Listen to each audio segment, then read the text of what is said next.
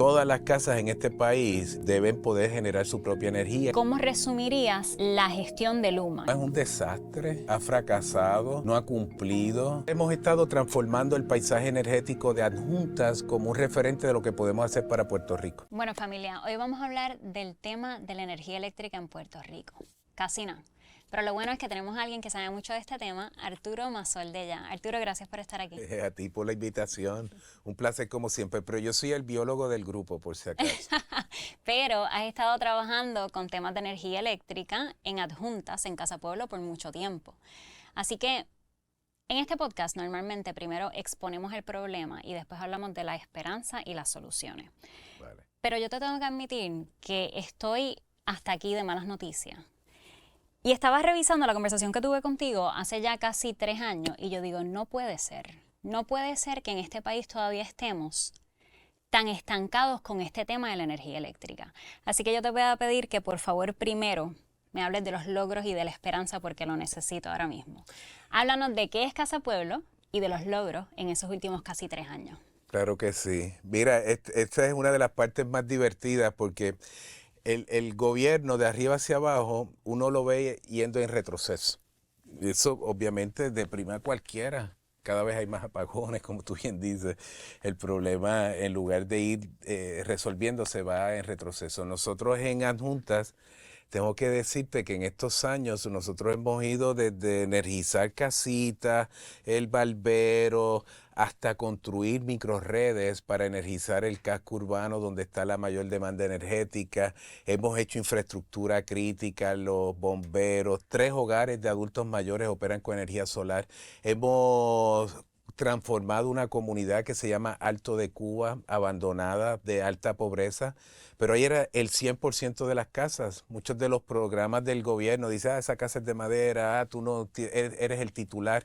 No, todas las casas en este país deben poder generar su propia energía, el derecho a la energía. Y luego hicimos la Plaza de la Independencia Energética y con la Plaza de la Independencia Energética es una microred que ahora está conectada con la microred de Casa Pueblo y entonces es un ecosistema de red de microredes. Eso no existe en Puerto Rico. En Puerto Rico están hablando de hacer microredes hace años el gobierno y nosotros hemos hecho ya 4 o 5 y ahora estamos interconectándolas con la intención de aprender sobre transferencias de energía y contestar preguntas que son de futuro.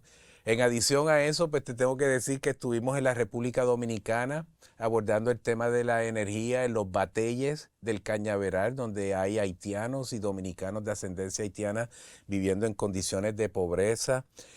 Cuando uno se pregunta por qué el azúcar es tan barata en Puerto Rico, es porque allá en la República a los hermanos nuestros los explotan de una manera increíble, viviendo en estos asentamientos sin agua y sin luz. Allí hicimos 2 de ellos, los energizamos, un freezer, un televisor, y funciona. Y entonces hicimos el Cinema Paradise aquí para el tema cultural.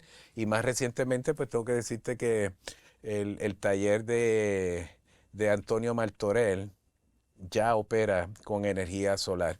Un poco para abordar el tema de la intersección de energía con cultura, esa cultura que este gobierno quiere tratar de desaparecer y atenta contra el Instituto de Cultura puertorriqueña, nosotros queremos fortalecer los focos de resistencia cultural y reafirmación nuestra. Y eso debe ser un mandato social. Allá el gobierno lo que haga.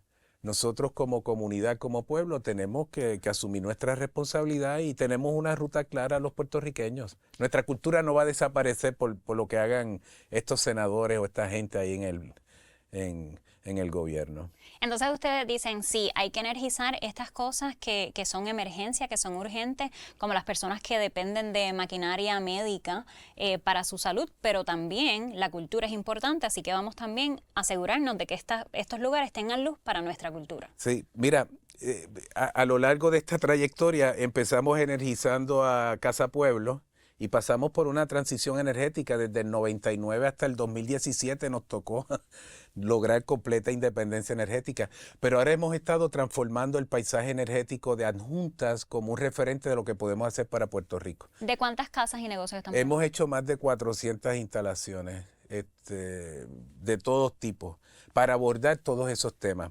El tema de energía y salud, energía y comunicaciones, la radio, la torre de comunicaciones, energía y entretenimiento, el cine, energía y alimentos, los lugares de los colmados donde la gente adquiere, ¿verdad?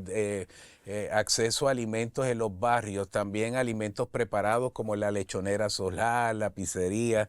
Hemos hecho la intersección de energía y activación económica para reducir los costos operacionales y que no tengan que cerrar los negocios y generar riqueza propia que se pueda reinvertir en el país. Entonces, energía y cultura, energía y derechos humanos, el derecho a la energía. Entonces, la energía no la vemos como un fin.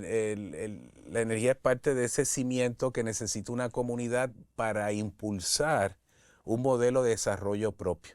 Nosotros no aspiramos a ser Luma, ni Genera Puerto Rico, ni la Autoridad de Energía Eléctrica.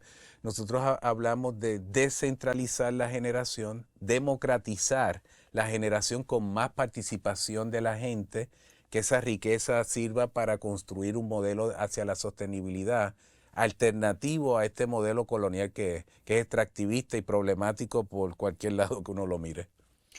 Hace casi 3 años cuando te entrevisté estábamos hablando de Luma. Para ese tiempo todavía estaba la retórica de, esta gente se opone a todo, no funcionaba la Autoridad de Energía Eléctrica y ahora que hay una solución se quejan también. Imposible que esta compañía pudiera cambiar un modelo que estaba, o no un modelo, sino una energía eléctrica que estaba tan destruida. Imposible que venga Luma a arreglar todo de la noche a la mañana. Casi 3 años más tarde, ahora todos los partidos están de acuerdo y han tenido que decir públicamente que Luma ha incumplido. Tanto así que los candidatos a la gobernación corrieron prometiendo cancelar el contrato de Luma.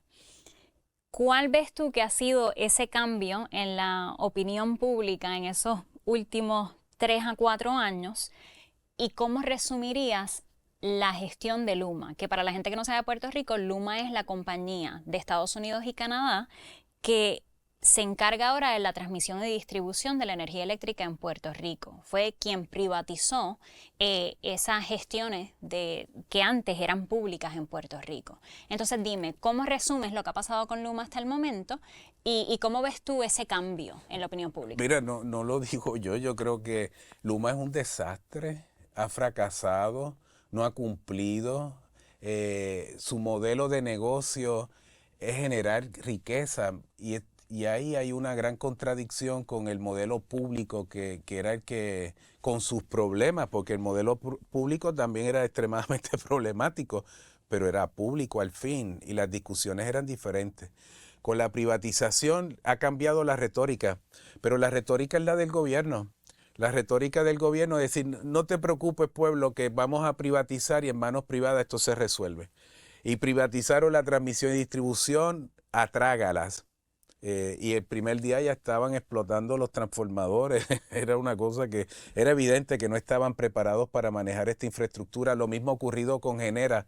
Nos han vendido la privatización como la solución a nuestros problemas y yo creo que el pueblo se ha dado cuenta, lamentablemente, a través del sufrimiento.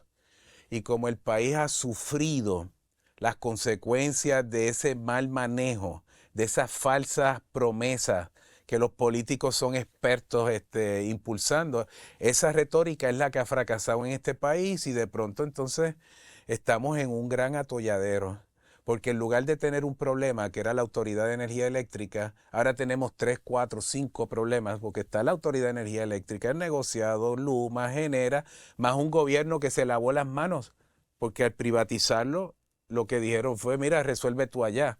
Y han dejado al país en ascuas en el tema energético.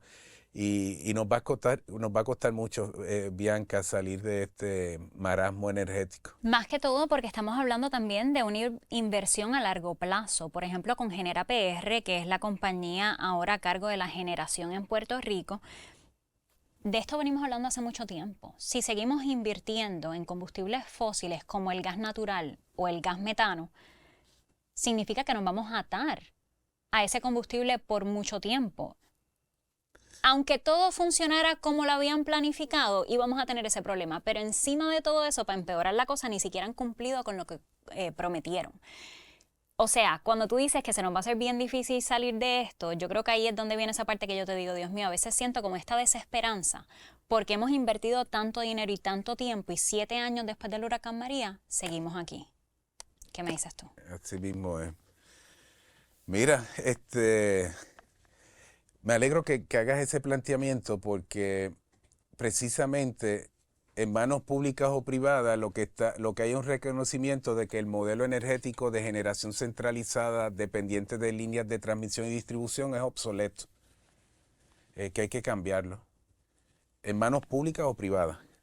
Y entonces cuando tú privatizas para tratar de realambrar lo mismo y para tratar de mantener al país rehén de ese modelo energético unidireccional, que requiere, que a quien beneficia es a quienes nos venden los combustibles fósiles, el petróleo, gas y carbón. Esos son los que no sufren, esos son los que generan riqueza año tras año.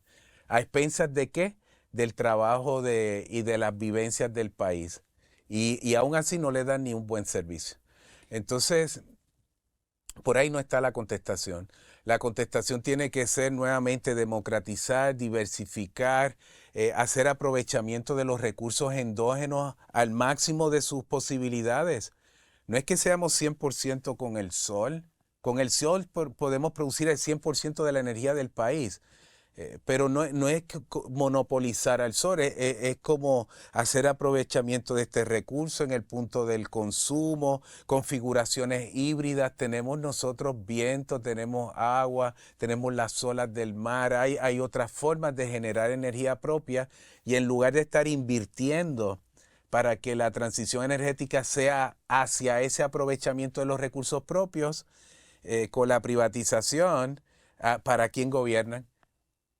Para New Fortress, que quiere vendernos más gas, para el de Ecoeléctrica y el gobierno traicionándonos, diciendo y creando falsas expectativas. Mira, nos vamos para energía renovable y la gente piensa que el gobierno lo va a resolver. Alguna gente, porque nosotros no, y las comunidades tampoco, que seguimos insistiendo en lo que le llamamos la insurrección energética. Pero el gobierno es como una especie de manipulación, de crear esta expectativa de que vamos a hacer hacia tal lugar. Pero por acá el gobierno está privatizando, lo que habla es de más gas, de mantener la planta de carbón con AES, de construir una extensión eléctrica para más dependencia y que nos gasifiquen por la cocina ya desde la República Dominicana. Cuando la retórica era, no sé si te acuerdas de esta, que las plantas estaban en el sur de Puerto Rico y que entre el sur y el norte, donde está la mayor demanda, había mucha distancia. Pues no, ahora las plantas van a estar en la República Dominicana para mandar eso por un cable, para entonces entra el cable de las líneas de transmisión y luego a las de distribución, como si ya no tuviéramos suficientes problemas con los postes y los cables. Entonces, ese realambramiento del problema, de ese modelo que inclusive se comenta gasoductos, cosas que van a crear más conflictos sociales, conflicto, agenda energética en conflicto con los recursos naturales, con la agenda del agua, con la agenda de nuestras playas, de nuestra gente, es como alimentar el conflicto y el problema en lugar de hacer aprovechamiento de, nuevamente, recursos propios, incluyendo el conocimiento que está en nuestras universidades. Hay gente muy sabia que no vive de los votos ni aspira a ningún puesto electoral, que se gobiernan con el conocimiento y hacen, ¿verdad?, análisis que van para el país. Y a eso le damos la espalda. Te quiero traer un ejemplo que tiene que ver con eso, porque en el país de Uruguay, que es similar a Puerto Rico en términos de la población, tiene una población más o menos de 3,5 millones. En Uruguay había un profesor de física que hizo un plan en cuanto a la energía eléctrica de Uruguay. Tenían una situación similar donde estaban teniendo apagones, donde la demanda estaba sobrepasando la generación. Entonces, este profesor hace este plan, el gobierno se entera y lo llama y lo invitan para que trabaje para el gobierno. En un término de 5 años pudieron transformar la energía del país a depender casi al 100% de energía renovable, del sol, del agua y del viento. Lo hicieron con menos de la mitad de los fondos que tiene Puerto Rico disponible en fondos federales. En Puerto Rico decimos mucho que no podemos hacer nada sin los Estados Unidos porque dependemos de esos fondos federales. Este país independiente, con menos de la mitad de los fondos que tiene Puerto Rico, con unos 6 billones de dólares, transformaron la red eléctrica de Uruguay. Hoy día su energía es más barata.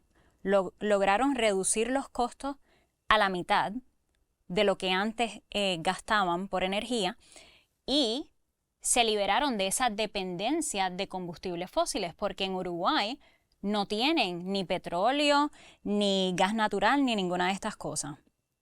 ¿Por qué en Uruguay sí, en Puerto Rico no? Porque Uruguay tiene una agenda nacional que responde a su gente y que hace el mejor aprovechamiento de sus recursos. Es una república con libertad política y su agenda tiene que ser para el vivir de su gente. En el caso nuestro, por la relación colonial, la agenda nuestra no es una agenda nacional, es una agenda impuesta y depende de los fondos federales y ellos son los que dictan, son los que estipulan cómo se van a usar esos dineros. Entonces hay una carencia de ese poder político, de esa creatividad política para establecer una agenda nuestra como una isla-nación y que haga el mayor aprovechamiento de esos recursos endógenos como lo están haciendo en Uruguay. Y el conocimiento lo tienen en la universidad, la tiene ese profesor y de seguro la tienen otros compañeros con quien él trabaja allá en la universidad y la tenemos nosotros también en Puerto Rico. Hay un desaprovechamiento.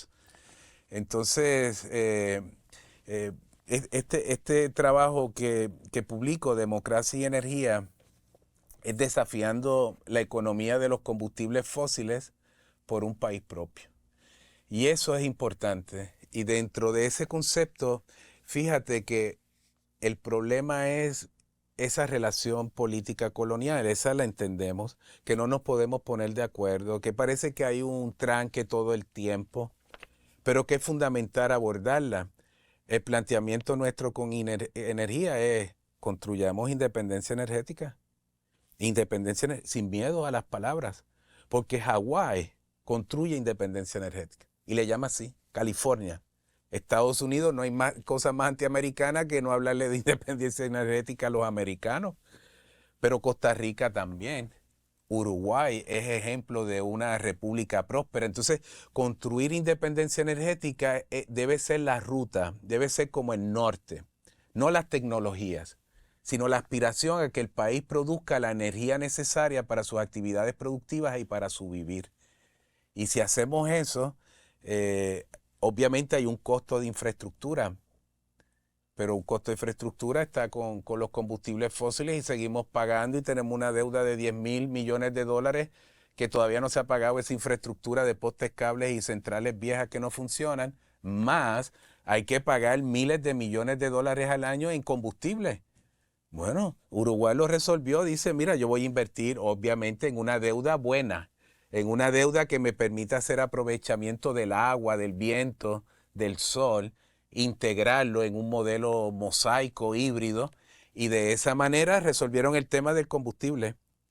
Tienen la infraestructura que pagar, pero ya no tienen el combustible que pagar. Y eso abarata los costos y genera riqueza propia para el desarrollo de Uruguay, como deberíamos nosotros aspirar aquí en Puerto Rico. Y algo bien interesante es que en Uruguay también habían privatizado la energía eléctrica, pero a través de un voto de un referéndum se deshicieron de eso y dijeron, no, vamos a regresar a un modelo público que entonces hace colaboración con empresas privadas.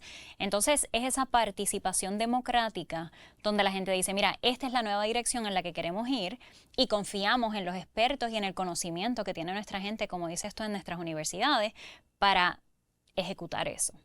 Entonces te quería preguntar, este es el libro de Arturo, lo estoy leyendo, se los recomiendo, buenísimo, estoy aprendiendo cosas que no sabía.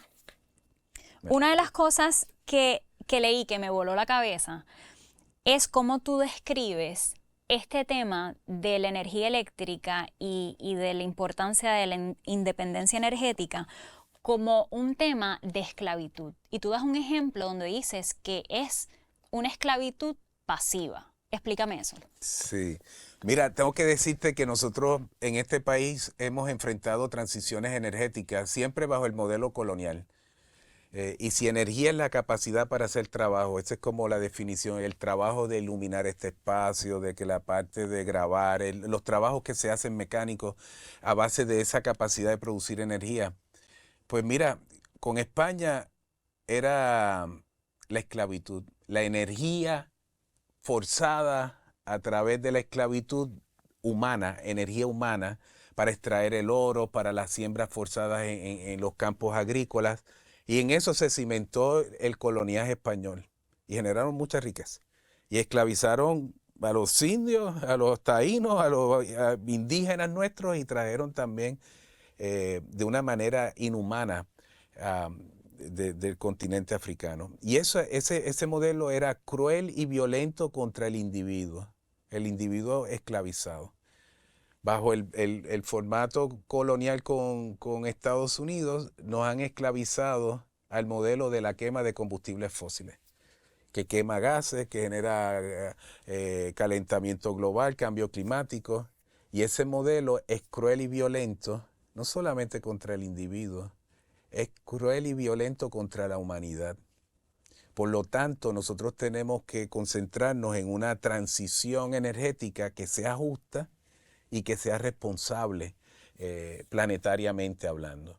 Y por eso es que nosotros hablamos de este tema de la esclavitud, porque el barbero, nosotros hicimos el barbero solar. El barbero solar, la energía para su trabajo, que era recortar, él trabajaba 2 días de su jornada mensual, era para el pago de la factura de Luma, de la autoridad. 2 días de su trabajo, él no hacía disfrute de su actividad productiva, que es recortar, pero tenía que pagar la energía para él correr su negocio. O sea que si ganaba $100 al día, 2 días, que son los $200 que entonces le costaba la factura de Luma. Sí. Y entonces, ahora él produce su propia energía con el sol. Si Luma se va o viene, no importa, él puede seguir trabajando. Es un obrero. Y así es que se gana sus habichuelas. Pero ahora, el equivalente a esos 2 días, no hay una extracción. Porque de ese pago a Luma, el 50% es para pagar los combustibles y se nos va de esta economía. En los primeros 10 años de este milenio, el país perdió 22 mil millones de dólares en el pago de petróleo, gas y carbón. Eso es costoso. Eso es extractivista, eso es colonial. Y en la medida en que entonces la infraestructura energética se democratiza y está en manos de la gente y de los sectores productivos, pues quienes están trabajando podrán hacer un disfrute mayor de su actividad productiva, pues están produciendo su propia energía. Y entonces, en ese sentido, pues no es una transición energética, no es irnos del petróleo al sol. No es para poner paneles solares y terminar pagándole por el sol a los tejanos, como el Departamento de Energía asignó recursos que íbamos a terminar pagando o sea, sí, tenemos paneles solares, pero es para pagarle entonces la energía a otro. Y no, tienen que ser energías comunitarias para que sea una transición energética justa, que permita un desarrollo alternativo a este colonial, capitalista, extractivista, abusivo, monopolista, es un monopolio, o sea que es dictatorial. La gente no está a la merced, pagando las consecuencias cuando tienen luz, pagan las consecuencias de los precios y cuando no la hay, de las consecuencias de tener inseguridad energética. Es problemático, no importa cómo uno lo mire. Sí, porque no tenemos opción, ¿verdad? Si tú tienes que pagar esa luz, que te viene la factura de los $400, pues tienes que trabajar para entonces ganarte el dinero para pagarlo. Y gracias a ese dinero se está enriqueciendo alguien, se está enriqueciendo la gente que te vende el combustible, la gente que da el servicio como Luma y genera PR. Entonces ahí fue donde yo dije, wow, ahí lo vi, ahí me hizo clic esto de una esclavitud pasiva, sí, donde hoy día no es te esclavizo y me perteneces como ser humano, sino sí, claro, tenemos libertad, pero no tienes opción. ¿Estás Esta es la trabajando energía que para hay. ellos? ¿Estás trabajando para el capital, para esa misma gente? Tengo que decirte que, por ejemplo, en Alto de Cuba, en la comunidad que hicimos todas las casas solares y colmados, también lo hicimos para abordar el tema de la pobreza. En la medida en que la gente produce su propia energía, estas familias están ahora, el costo energético, la carga energética de sus facturas está reducida a la mitad. Quiere decir que el equivalente a ese dinero, si tú lo multiplicas, se están ahorrando, son casas pequeñas, se están ahorrando de 25 a 30 dólares mensuales. Pero si tú multiplicas eso por 12, estás hablando del equivalente de 2 cheques del PAN.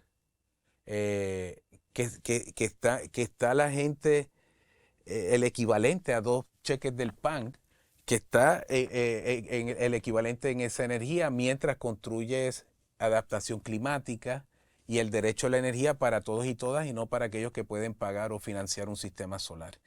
Por eso hicimos la Comunidad Alto de Cuba, un poco para documentar que la pobreza la podemos abordar de otra manera.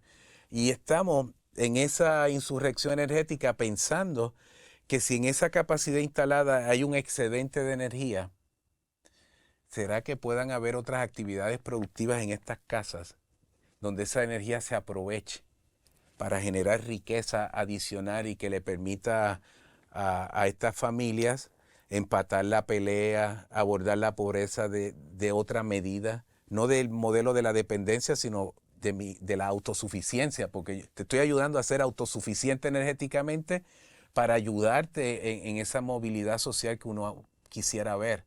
Entonces, la energía es mucho más allá de tener corriente eléctrica y prender 4 bombillas. Otra vez, nosotros desde el punto de vista de Casa Pueblo lo pensamos como un cimiento fundamental, como es el tema de la seguridad hídrica, tener agua, como es el tema de la seguridad alimentaria, son agendas fundamentales en el desarrollo de un país. La Secretaría de Energía Federal fue a Casa Pueblo y estuvo con ustedes allá. Eso tal vez uno lo veía en ese momento y decía, contra esperanza, quizás están finalmente viendo este modelo que ha resultado en adjuntas y podemos hacerlo a mayor escala en Puerto Rico. ¿Qué surgió de esa visita? Mira, nosotros estamos abiertos a todas las visitas, hablamos con todos los sectores. Fue una visita interesante, ya habíamos tenido otros intercambios previos con ella. Yo creo que nosotros nos ganamos el respeto de izquierda a derecha, de muchos sectores, porque lo ven en la práctica y cómo se hace. Y nosotros tenemos la intención que a través del ejemplo del hacer, que Casa Pueblo se destaca por el hacer, servir de referente para otros. Y sí, surgieron cosas que uno pudiera decir interesantes, pero ahí volvemos al tema colonial. Ella representa a su país. Y cuando ella piensa en esa inversión de paneles solares, ella no piensa en el renglón de activación económica de Puerto Rico. Ella piensa en la activación económica de sus donantes de campaña allá, de este partido allá y las empresas norteamericanas. Cuando ella hace cuando se habla de estas inversiones, no hay una intención de favorecer a las pequeñas empresas que necesitamos y que las vemos. Hay más de 70 pymes en energía renovable, pequeñas empresas en Adjunta Sol de la Montaña y empleó y capacitó gente. Y eso es importante porque ahí hay otras oportunidades de desarrollo. Más tú necesitas ese capital humano para la transición energética y para cuando las cosas se dañen y hay que responder también. Necesitas eso. No, no, no. Ella le da ese dinero a las empresas norteamericanas colocando a las pequeñas empresas puertorriqueñas en una condición de competencia desleal, porque esta tiene todos los recursos para abordar una población que estas pymes estaban atendiendo y ahora paralizó, tuvo un ejemplo tuvo un efecto de paralizar y tener un efecto bien difícil para estas pequeñas empresas poder competir. Entonces, pues sí, coincidimos en que debemos usar el sol como fuente primaria, pero en cómo abordar eso, pues son dos puntos de partida distintos, puntos de partida políticos. Ella desde el imperio dictando por las asignaciones congresionales la agenda energética del país y nosotros desde abajo pretendiendo otras cosas. Nosotros pretendemos independencia energética y así se lo planteamos. Pero mire, le dijimos, mire, y ella lo entiende, que hay una realidad colonial aquí en Puerto Rico.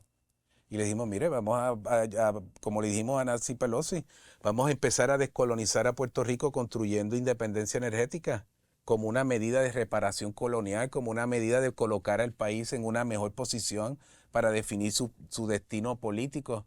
Pero no, el modelo es más colonialismo energético, no de los combustibles fósiles, pero del sol, lo mismo. No hay avance ahí. Entonces, en unas cosas se coinciden bien, que en otras no. A nosotros nos toca insistir y llevar el mensaje consecuentemente, inclusive con gente que no coincidimos en todo, así que...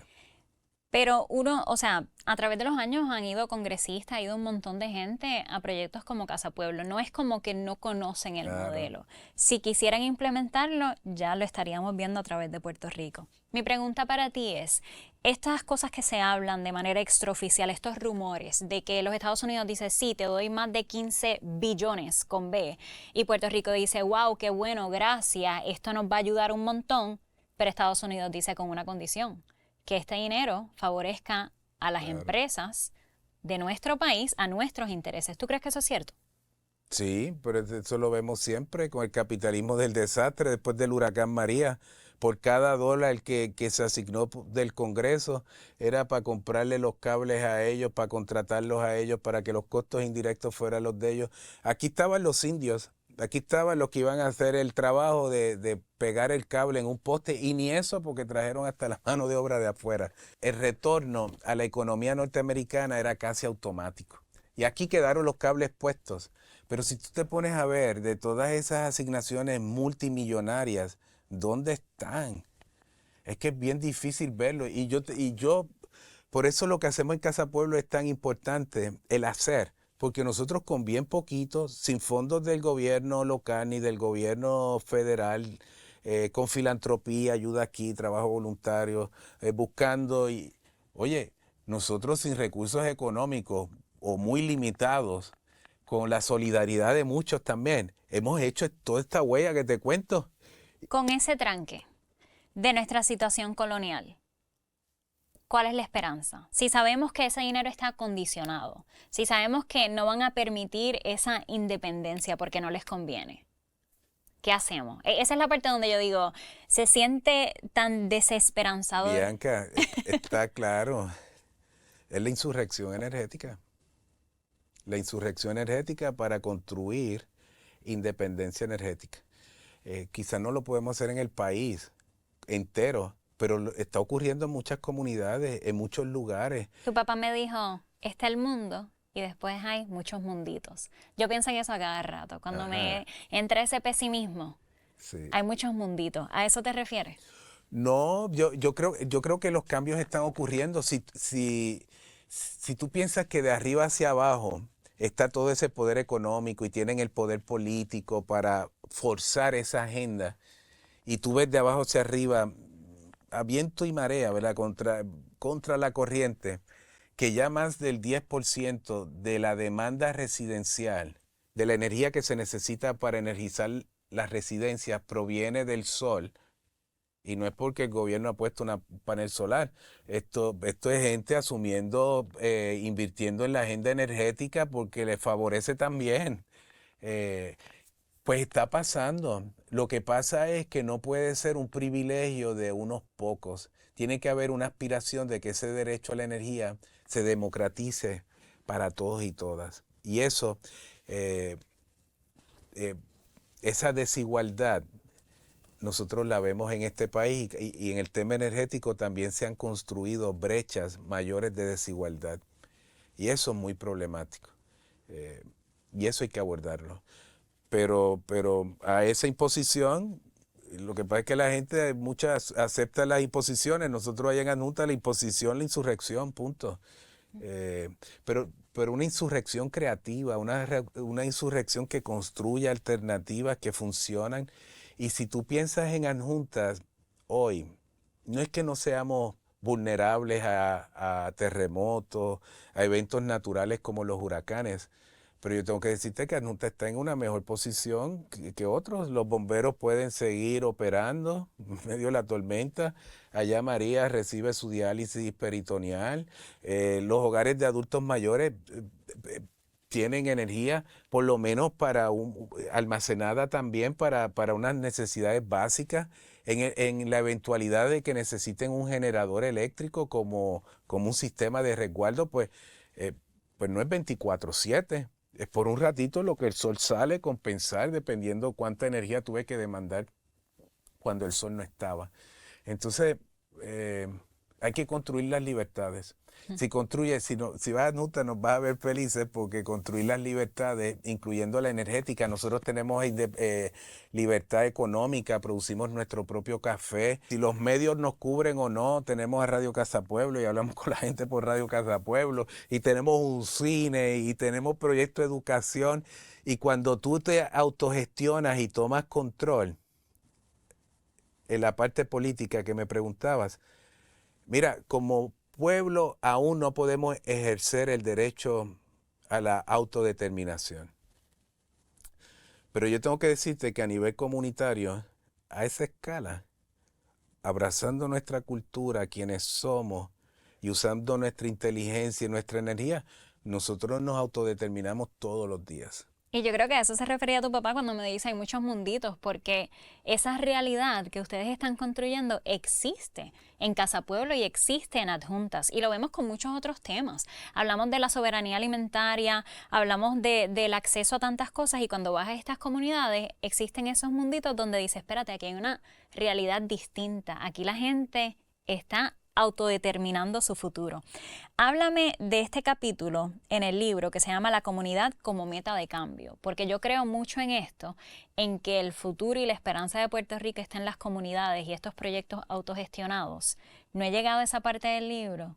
Dame un spoiler, dame un de qué se trata. Te lo voy a plantear haciendo aprovechamiento que tú hablabas de las retóricas, ¿verdad?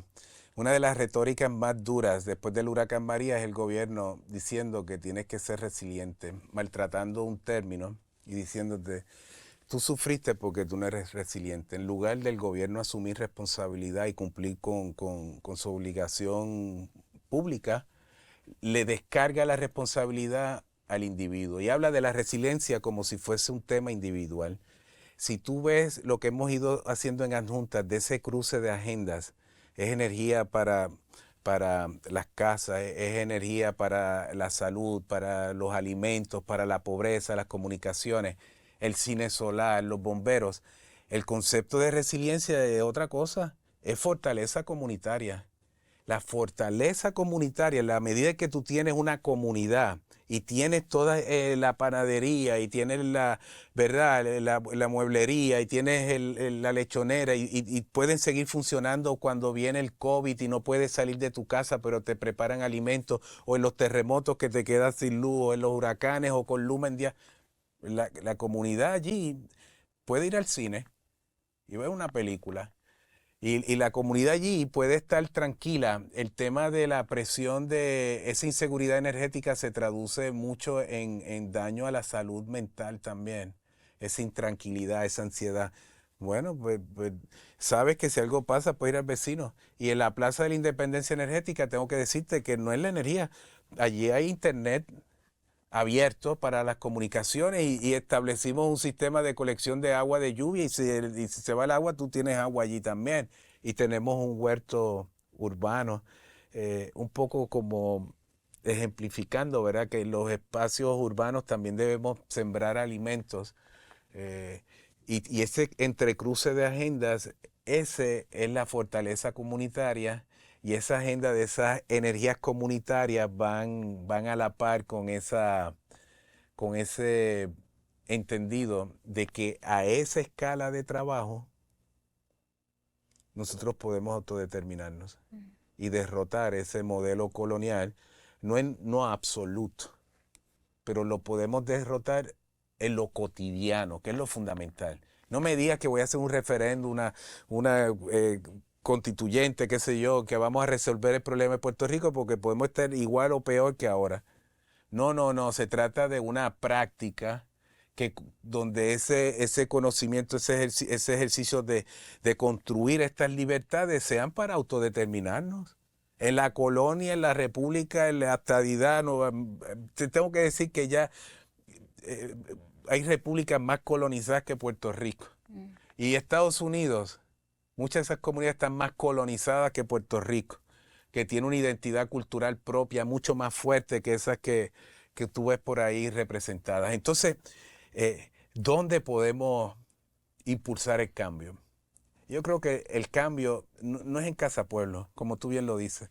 En el tema de alimentos, tú lo ves en el Joco Bravo, lo ves en muchas comunidades. En otras de energía lo puedes ver en Coquí Solar, lo ves en temas en Loíza, donde hay organización social. Las dinámicas son distintas. Y ese es el mensaje principal. No hay que romper el discurso de que cada 4 años va a venir un salvador. Y esperar a cada 4 años para entonces delegar nuestra responsabilidad. Nosotros lo que practicamos en Casa Pueblo en última instancia es una democracia directa. Es directa ahí. Y no esperamos porque los políticos vengan a representarnos y nosotros delegarles nuestro poder y nuestra responsabilidad. No, no, no. Lo vamos a hacer nosotros. Y es un tema de actitud hacia querer impulsar los cambios que necesitamos en este país. Lo que han logrado es increíble. Yo sé que nuestra gente va a querer saber cómo pueden apoyar a Casa Pueblo. Claro. Mire, estamos abiertos los 7 días a la semana. Usted puede visitarnos, pero hay 2 formas. Bueno, hay varias, el trabajo voluntario, ser solidario en nuestras campañas, pero usted puede comprar Café Madre Isla y lo puede comprar en línea, se lo podemos enviar por correo también. Y si usted compra Café Madre Isla, nosotros estamos produciendo Café Madre Isla desde el 1989, hace 36 años, y con eso generamos una economía base para no depender del gobierno para proyectos semillas. Compre Café Madre Isla, usted tiene el mejor café en su casa, más hay una reinversión social de esa riqueza que se genera. La otra manera es que usted puede hacerse amigo o amiga de Casa Pueblo. En nuestra página casapueblo.org están los amigos de Casa Pueblo. Y tengo que decirte que cuando nos preguntan cómo nos sostenemos económicamente, hay gente que nos da $5 mensuales, hay otros que aportan 10 pesitos, el otro pone 15, hay alguien de 100, hay un abogado que pone 50. Y cuando tú sumas esa cantidad mensual, no resuelve todo lo económico, pero tengo que decirte que ahí Casa Pueblo se hace Casa Pueblo. Porque ahí no es gente de una ideología, ahí es gente de muchas formas de pensar, de muchas religiones que creen que hay que proteger las aguas, que hay que proteger los bosques, que hay que abordar el tema energético diferente, que hay que educar, que debemos democratizar muchos temas, que en este país no hay tal cosa como una democracia. Y de ahí a esos amigos de Casa Pueblo pueden apoyarnos de esa manera también, literalmente. Y qué lindo que han podido seguir su gestión también con ese apoyo de gente que me imagino algunas personas que ni siquiera están aquí, sino que de la diáspora que dicen quiero apoyar proyectos que están haciendo un cambio en Puerto Rico. Muchos. Mira, esa diáspora es maravillosa. Mm. Ese es uno de los grandes atributos de tener esta isla nación de Puerto Rico. Sí está la población aquí, dicen que estamos decreciendo. Mire, puertorriqueños somos muchos. Me parece que no todos estamos viviendo acá y es que este país no está fácil para vivirlo y nos están desplazando. Pero hay una fortaleza muy grande en esa puertorriqueñidad, en ellos, que no se llaman Puerto Rican American. No, ellos son puertorriqueños, Puertorriqueños, como sí. nosotros. Y aunque no hablen el español de la misma manera, sus afectos y su identidad geográfica es con esta isla. Entonces, nosotros hemos recibido muchas lecciones de solidaridad, de sentido de urgencia, de un compromiso amoroso, de querer ayudar a los que ayudan en este país. Ujú. Y en ese sentido, pues sí. nos han ayudado en muchas instancias, inclusive luchando en contra del gasoducto. Había gente de la diáspora aquí. No, yo también siento el cariño de la diáspora, que ve los videos, que me comentan, que apoyan, que he podido continuar este trabajo gracias a ese apoyo. Arturo, ¿dónde conseguimos el libro? Miren, Casa Pueblo lo pueden conseguir, el libro 787, en las librerías del país. Ediciones Callejón lo debe tener. Esta publicación, pues, la edición es de Mari Narváez, la portada de Ita Venegas, Marcos Pastrana hizo la diagramación como siempre. Es el tercero de una trilogía, Amores que luchan, que fue en los tiempos del gasoducto, Ciencia para la insurgencia y ahora Democracia y Energía, en su segunda edición revisada y ampliada. Antes era de 150 páginas, ya va por 200, y creo que ya estamos en los hechos y en las cosas que estamos pensando que vamos a comunicar pronto.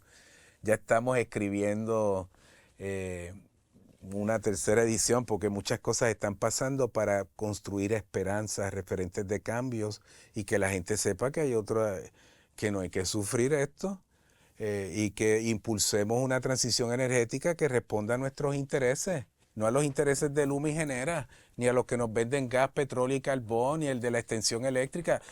Que la agenda energética sea para producir riqueza y que podamos lograr salir de este atolladero económico en el cual nos tienen sumidos. Y como te dije, estoy aprendiendo cosas, de verdad que hasta el momento necesitaba esto para conocer ciertos aspectos de esta lucha que es bien larga, de lo que ha sucedido en Puerto Rico, incluso cómo afecta a otros países. Unas conexiones aquí importantes y cosas que tal vez había escuchado, pero que han hecho clic a través de la lectura. Así que gracias por escribir esto, gracias por estar aquí, gracias por lo que hacen en Casa Pueblo. A ti. Te invitaré, cuando termine el libro te invito para entonces discutirlo completito. Bueno, vamos a ver. Claro que sí. Hay muchas contradicciones en estas transiciones energéticas, no son justas. O sea, no son completamente libres de conflictos. Hay que estar consciente de eso también, pero usar el conocimiento siempre para avanzar y tratar de resolver esas contradicciones, reducirlas, mitigarlas. Sí. Pero hay que estar conscientes de ellas, y la energía solar también tiene contradicciones que hay que reconocerlas. Definitivamente, y creo que te estás refiriendo al hecho de que al final del día los materiales que utilizan los paneles solares tenemos que sacarlos de algún lugar, que estamos de alguna manera afectando otros países. Lo hablamos en la conversación anterior, sí. que no es completamente impacto cero, no es ideal, así que son cosas importantes que tenemos que tomar en consideración. Queremos justicia y bienestar para nuestro pueblo, pero también para otros países, claro, y para los lugares de donde se están extrayendo esos materiales. Así que se nos quedan cositas por discutir. En la próxima lo hablamos, pero gracias por estar aquí. Gracias a ustedes, familia linda. Les veo para el próximo.